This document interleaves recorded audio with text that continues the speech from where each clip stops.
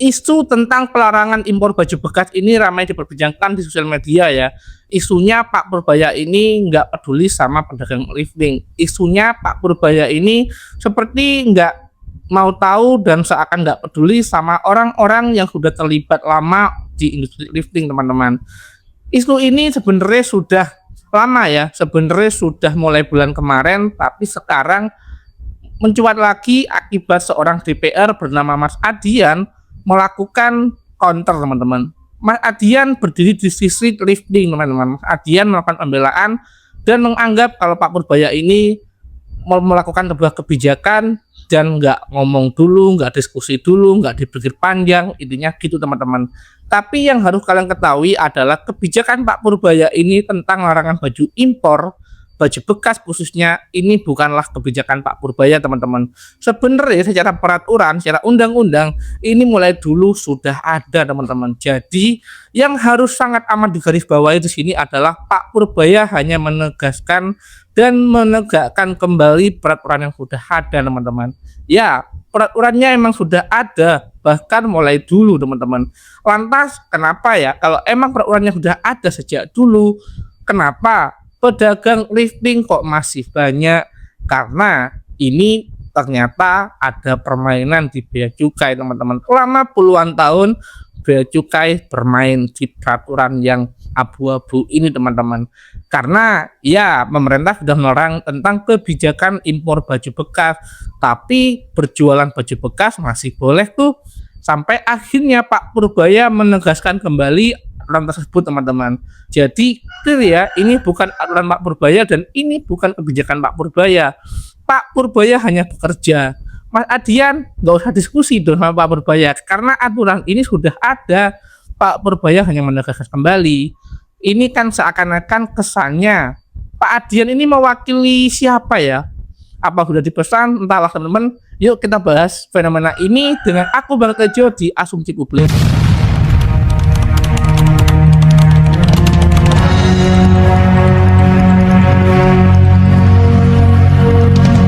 Terlepas dari aturannya sudah ada kapan, ini semakin menarik karena Mas Adian melakukan sebuah argumen balik, serangan balik terhadap Pak Purbaya. Ini menarik untuk kita bahas, teman-teman, karena Mas Adian ini kemarin ada rapat dan juga di wartawan. Kemarin bilang Pak Purbaya udah telepon dan lain-lain. Pak Purbaya ini nggak berdiri panjang, banyak orang thrifting yang terlibat di industri sudah lama. Dengan kebijakan ini nanti mereka kehilangan pekerjaan dan lain-lain. Sebenarnya aku rangkum di sini argumen Pak Adian itu ada 3 poinan lah, teman-teman. Sebenarnya banyak, cuma aku rangkum menjadi 3 poin aja ya. Yang pertama adalah ada industri yang akan mati, yaitu industri thrifting, teman-teman. Kalau negara baik, kalau konstitusi kita baik dan negara baik-baik saja, maka mereka itu semua nggak akan berbisnis thrifting atau baju bekas.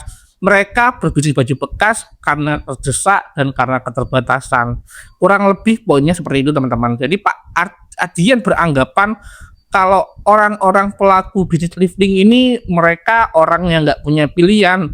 Mereka butuh untuk survive di keadaan Indonesia yang nggak baik-baik saja. Kurang lebih narasinya seperti itu, teman-teman. Yang pertama. Yang kedua, anak muda Gen Z secara global, secara survei menunjukkan tren peduli limbah tekstil yang sampai ribuan liter, teman-teman. Ya, para Gen Z di skala global ini peduli akan isu limbah tekstil, maka mereka itu gemar membeli barang bekas atau recycle. Tujuannya agar untuk menghijaukan bumi kembali. Itu yang poin kedua, teman-teman. Yang poin ketiga adalah thrifting itu hanya sekitar 0,5% dari total impor barang ilegal. Jumlahnya kecil sekali, Pak, 0,5% dari semua kontainer barang ilegal. Jadi ketiga poin itu adalah dasar argumen Pak Adian. Yuk kita bedah bareng-bareng, teman-teman. Dari poin yang pertama, namanya sebuah undang-undang dan sebuah kebijakan, sebuah aturan ditunjukkan itu pasti ada suatu tujuan dan suatu konsep tentang apa yang ingin dituju. Ya, Pak Adian bilang kalau dengan pelarangan kebijakan impor baju bekas ini maka akan ada industri yang mati. Dan Pak Adian juga menggiring opini publik, menggiring opini masyarakat, menggiring opini argumennya Kalau orang-orang yang berbisnis thrifting yang terlibat di dunia baju bekas ini, mereka itu nggak punya pilihan. Mereka ada keterbatasan teman-teman. Untuk menghidupi mereka, mereka nggak ada pilihan selain berjualan baju bekas. Tapi faktanya teman-teman, kalian tahu nggak? Kalau baju bekas dan baju lokal kita secara margin, secara profit itu jauh berbeda teman-teman. Ya, kita harus lihat dengan kacamata bisnismen dan pedagang ya. Coba deh, secara fakta dan kenyataan kita cek thrifting dengan brand tertentu itu harganya bahkan tembus ratusan ribu teman-teman. Bahkan lebih mahal daripada brand baru dari lokal teman-teman. Ya, brand baru dari lokal itu masih kalah mahal. Ya, memang ada thrifting yang murah, tapi thrifting yang mahal juga banyak. Yang harus kalian ketahui, thrifting itu ambilnya itu satuannya nggak piece teman-teman, tapi satuannya bal price istilahnya. Kalau bal price itu berarti satuannya berat dong, dan semua brand, semua jenis pakaian itu disamaratakan teman-teman. Bayangin, ambilnya 15.000, 10.000, dijual 200.000, 300.000. Makanya di dunia thrifting ada yang namanya istilah jackpot teman-teman. Ya coba deh kalian bayangin, baju-baju bekas ini di negara asalnya, di negara maju biasanya di Korea, di Jepang itu nggak dipakai teman-teman, nggak di ininya limbah lah.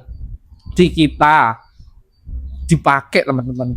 Ya, kalau negara maju mikirnya, wah daripada limbah ini tak musnahkan, daripada limbah ini terbuang, alangkah baiknya jika diekspor ke negara berkembang. Salah satunya adalah Indonesia. Kan lumayan nambah-nambah cuan. Lah, dari kacamata bisnis, dari kacamata pedagang nih, namanya pedagang pasti orientasinya adalah based on profit teman-teman. Kalau kita ngomongin profit, pasti soal margin. Jarak antara modal dan harga jual teman-teman. Modalnya 15.000 dijual 200.000, itu marginnya berapa persen teman-teman? Ya aku tahu nggak mungkin dong, dari 10 barang nggak mungkin semuanya punya brand teman-teman, tapi yang pasti 2 kali lipat, 1 kali lipat itu pasti teman-teman. Ini yang membuat industri thrifting sangat amat mengerikan jika dibiarkan. Coba deh kalian bayangin dari sisi bisnis, bayangin ya, peminatnya ada, trennya ada. Kalau orang mau berdagang, pasti orientasinya adalah bisnis. Maka ini jadi masuk akal jika beberapa perusahaan tekstil dan garment di Indonesia kemarin tutup teman-teman. Ya, kemarin tutup setelah puluhan tahun berdiri di Indonesia, memiliki pekerja, memiliki petani, memiliki distribusi, sehingga harus menutup usahanya. Ya karena apa? Karena harga barang mereka itu sangat jauh dengan barang thrift. Walaupun ini bukan soal harga aja, ini soal para reseller mereka berpindah yang awalnya buka distro barang lokal, distronya ganti barang thrifting teman-teman. Karena apa? Apakah karena mereka nggak nasionalisme? Apa karena mereka itu nggak ada keterbatasan? Tentu tidak dong, karena mereka orientasinya adalah profit teman-teman. Jadi sebenarnya kebijakan pelarangan thrifting ini jika benar-benar dilakukan dan ditegaskan, maka teman-teman nggak akan ada peminatnya. Hukum pasar lalu berbicara, jika nggak ada peminatnya maka penawarannya pasti nggak akan ada teman-teman. Para orang-orang yang berdagang thrifting, yang ada di dunia thrifting, mereka itu semua pedagang. Jika nggak ada peminatnya, ya pasti mereka beralih produk dan beralih supplier. Ya harapannya mereka beralih ke supplier lokal teman-teman. Dan para masyarakat Indonesia karena sudah nggak terbiasa, sudah nggak ada stok baju bekas imporan lagi, ya mereka mau nggak mau kalau beli brand luar ya baru.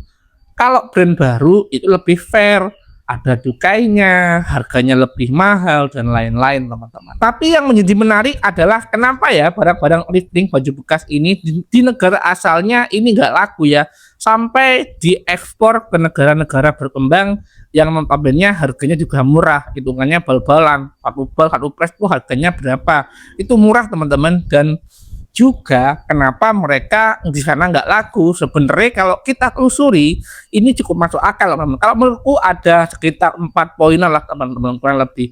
Yang pertama adalah penduduknya sudah bukan kaum mendang-mending. Ya, di negara maju penduduknya rata-rata penduduk negara maju itu bukan kaum mendang-mending. UMR mereka sudah sejahtera dan sudah tinggi, teman-teman. Yang kedua, tren branded dan status sosial yang tinggi, teman-teman. Kalau orang gajinya sudah lumayan mapan, maka sandang mereka orientasinya bukan ke fungsi lagi, melainkan ke status sosial. Berarti soal branded, teman-teman. Trennya ke arah situ. Kalau kita kaum mendang-mending ya, wah 200.000 mending, nah, wah 30.000 mending, nah, 1.000 mending uliting dong daripada beli, nah gitu, teman-teman.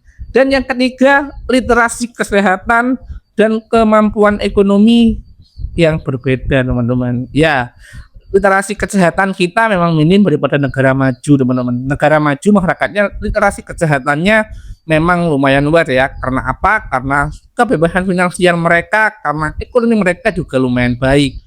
Apa hubungannya tentang literasi kesehatan sama trading? Nanti kita bahas di poin berikutnya, teman-teman.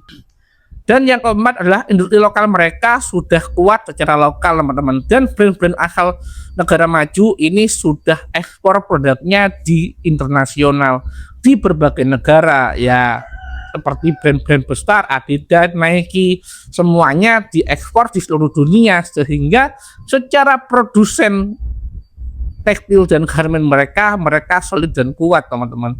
Beda sama garmen kita, beda sama produsen tekstil kita. Yang di lokal pun kesulitan bangkit dan kesulitan bersaing karena baju limbah bekas ini, teman-teman. Jadi kesimpulannya, untuk menjawab argumen Pak Andian yang soal ada yang dirugikan jika thrifting ini dilarang, ini sebenarnya nggak bisa dibandingkan ya. Kerugian yang ditimbulkan akibat thrifting masuk dan jika thrifting dibiarkan, ini nggak bisa dibandingkan. Ya, para pedagang thrifting dan para pelaku produsen garmen dan tekstil ini nggak bisa dibandingkan, teman-teman. Kalau namanya pedagang, itu dia hanya memindahkan barang. Yang terlibat hanya sedikit orang, jangkanya jangka pendek. Sedangkan kalau kita ngomongin produsen, ini lebih kompleks, teman-teman. Ya, produsen itu membuat barang dari nol menjadi bahan siap jual. Untuk sebuah pakaian bisa kita gunakan seperti ini pasti membutuhkan yang namanya bahan mentah. Bahan mentah bisa dari kapas, ada dari lem. Kalau kapas dari petani nanti butuh distribusi. Dari petani sendiri pasti punya buruh tani. Dari buruh tani sendiri pasti punya pupuk. Pupuk ada pabrik pupuk. Ini akan menggerakkan roda perekonomian, teman-teman. Kita belum lagi ngomongin brand. Pabrik membuat barang itu untuk brand promosi, bikin event, para seniman lokal hidup untuk bikin hiburan dan lain-lain. Intinya kalau kerugiannya soal mending mana yang dirugikan, industri garmen dan tekstil atau para pedagang thrifting dan para pebisnis thrifting, ini bukan perbandingan yang apple to apple ya. Ini perbandingan yang nggak sebanding menurut teman-teman. Clear ya? Untuk poin yang pertama, pasti ada yang dirugikan di thrifting ya, pasti ada, tapi jika dibalik maka ini nggak sebanding jika kerugian yang dialami oleh industri tekstil dan garmen kita, teman-teman. Dan poin yang kedua argumen Pak Andrian adalah soal isu lingkungan hidup. Para Gen Z trennya peduli akan lingkungan hidup, mereka peduli akan limbah pakaian tekstil yang intinya pakaian tekstil yang mencemari air bersih, teman-teman, yang jumlahnya lumayan banyak. Tapi kita jawab dengan sebuah pertanyaan yang cukup realistis. Yuk kita bahas, teman-teman. Kalau memang isunya soal air bersih dan soal limbah air bersih akibat tekstil, maka pertanyaannya, apakah Indonesia secara geografis, secara wilayah kekurangan air bersih, teman-teman? Apakah di negara kita air bersih itu mengalami krisis? Itu yang pertama, karena ada yang namanya konsep skala prioritas. Teman-teman ingat ya, kalau Indonesia secara geografis negara kita, menurut kalian, kita ngomongin skala prioritas nih, yang menjadi isu lingkungan yang paling vital menurut kalian apa? Kalau menurutku sendiri ada sekitar 5 poinan, teman-teman. Yang pertama adalah penebangan pohon liar dan penggundulan hutan. Seperti yang kalian ketahui, penggundulan hutan ini masih ada di mana-mana. Bahkan kemarin ini ada nampak di banjir yang ada di Sumatera Utara kemarin, teman-teman, ada gelongan kayu. Jadi isu tentang penggundulan hutan ini masih ada di Indonesia dan para pemuda-pemudi Indonesia harus aware akan isu ini ya. Dan yang kedua adalah limbah bekas tambang, teman-teman. Kalian ingat sebuah film dokumenter yang kemarin sempat viral pada saat era pemilu, yang banyak lubang-lubang bekas tambang di Kalimantan teman-teman. Karena pada dasarnya bekas tambang biasanya menimbulkan banyak struktur yang rusak teman-teman, banyak lubang yang nggak ditutup dan lain-lain. Kalian cek sendiri di internet banyak teman-teman. Dan yang ketiga adalah kualitas udara yang buruk di Indonesia, ya seperti yang kalian ketahui, khususnya di kota-kota besar di Jakarta, Surabaya, dan kota-kota lainnya, kualitas udaranya sungguh amat buruk teman-teman. Jadi kalau kita ngomongin isu lingkungan, maka ini harusnya menjadi aware kita daripada air bersih. Kalau kalian beli barang bekas mengatasnamakan lingkungan, tapi kalian masih pakai motor bensin, ya kan ini nggak perlu namanya teman-teman. Kalau kalian nggak pakai kendaraan umum. Dan yang keempat adalah sampah yang masih menjadi problem di berbagai tempat di Indonesia teman-teman. Ya kita tahu sampah masih menjadi problem di negara kita. Jadi jangan air bersih dulu ya. Iya, limbah air bersih ini bisa kita bersihkan nanti, tapi ada yang lebih urgent yaitu sampah teman-teman. Dan yang kelima adalah ekosistem air sungai kita di kota-kota yang sungguh amat kacau teman-teman.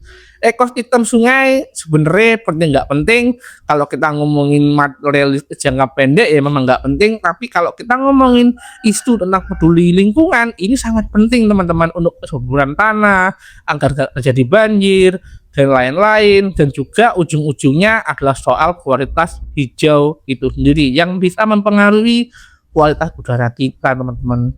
Jadi kalau kita ngomongin isu tentang peduli lingkungan kan ada nama skala prioritas. Kalau ngomongin air bersih, mungkin di beberapa negara di dunia ini ada tuh yang emang kekurangan air bersih. Jadi pemudanya aware ya akibat limbah tekstil ini, karena di sana mungkin air bersihnya sedikit. Lah kita kan air bersihnya masih nggak terhitung kritis teman-teman. Di kita air bersih masih oke, masih bisa ditoleransi lah. Ada yang lebih urgent daripada itu, daripada air bersih. Jadi kita kalau melihat sebuah fenomena, kita juga harus melihat sudut pandangnya. Ini sudut pandangnya di mana dulu? Kalau di Indonesia menurutku kurang relevan ya kalau kita ngomongin limbah air bersih akibat tekstil. Karena kenyataannya yang mengeluarkan limbah dan menyodai air nggak cuma tekstil aja teman-teman. Clear ya, kalau soal lingkungan hidup ini nggak fair rasanya kalau kita mengcounter kebijakan pelarangan lifting. Argumennya para pemuda dan pemudi global secara survei mengatakan kalau mereka tuh gemar karena gerakan peduli lingkungan. Nggak fair ya, karena di Indonesia terbukti kalau namanya lingkungan hidup, air bersih bukanlah menjadi sesuatu yang bisa kita anggap prioritas. Dan yang keempat adalah lift itu cuma 0,5% dari semua impor barang ilegal teman-teman. 0,5% itu dikit sekali, jadi jangan dibasmi Pak. 0,5, 0,1 barang ilegal adalah ilegal, yang salah adalah salah. Kalau hitam nggak bisa jadi putih teman-teman. Ya namanya peraturan ya, berapapun jumlahnya, kalau emang nggak boleh ya nggak boleh. Tapi ini yang menjadi menarik adalah gini, kalau memang data itu benar, maka pemerintah Pak Purbaya harus menidak data Pak Adrian ini. Karena apa? Karena 0,5% yang diklaim Pak Adrian ini dapat merugikan negara sebesar 1 triliun sampai 100 triliun per tahunnya. Ini cuma 0,5 aja loh, bayangin. 0,5% dari kata Pak Adrian loh ini. Kerugiannya sebesar 1 sampai 1 triliun. Ini bukan kataku loh, ini ada datanya. Datanya ini teman-teman. Kalian baca sendiri wis. Kalian nilai yang katanya cuma 0,5% itu kerugian yang dialami negara akibat impor barang bekas baju ini, kerugian negara sampai 1 sampai 100 triliun. Ya, berarti ada sekitar 99,5% di luar lifting. Jadi menurut kalian berapa tuh nilai valuasinya dan kerugian negara akibat itu semua? Jika negara membiarkan 99,5% masuk ke Indonesia, kerugiannya berapa ribu triliun teman-teman? Logis kan? 0,5%-nya aja 1 sampai ratusan triliun per tahun. 99,5 itu wah banyak banget teman-teman. 0,5% aja bisa kita jumpai barangnya di berbagai kota. Di Jember ada, di Lumajang ada, apalagi di kota-kota besar ya. Apalagi yang 99,5%. Segera disidak Pak Purbaya, ini barangnya barang apa aja dan segera diluruskan. Mudah-mudahan data Pak Adian ini benar, karena ini kalau sampai beneran, wah ini kan lampu kuning beneran teman-teman. Terlepas dari argumen Pak Adian, sebenarnya aku ingin menyoroti sesuatu yang luput dari pandangan masyarakat banyak, yaitu soal isu kesehatan dan soal marwah Indonesia di hadapan internasional teman-teman. Ya, kebijakan baju bekas, larangan baju bekas ini khususnya impor ini sangat menguntungkan kita dalam jangka panjang, karena kita nggak tahu datanya penyakit dari mana, karena kita nggak akan pernah tahu barang bekas itu membawa virus atau membawa bakteri atau apapun itu, karena pada dasarnya yang namanya baju bekas awal muasalnya mereka dipakai oleh orang yang notabene orang itu pernah kena virus, kena jamur, tapi nanti pertanyaannya gini, Bang, kan harus dicuci dulu. Selama di obat nyamuk masih ada tulisan jangan diminum, kita berharap apa teman-teman? Kita bisa berharap apa dengan masyarakat yang obat nyamuk aja masih ada tulisan jangan diminum?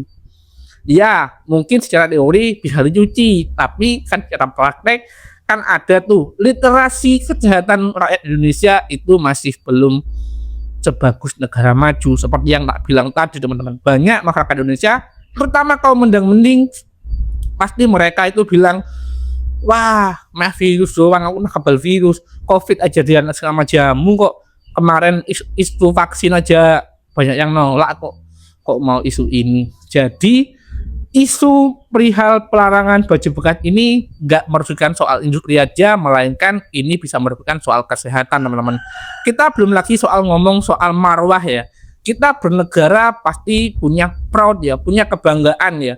Kalau kebanggaan itu pasti punya kebanggaan apa yang bisa dibanggakan di negara tetangga, di mata internasional. Ya coba bayangin deh, itu adalah limbah yang notabene bukan barang berharga, barang sampah teman-teman.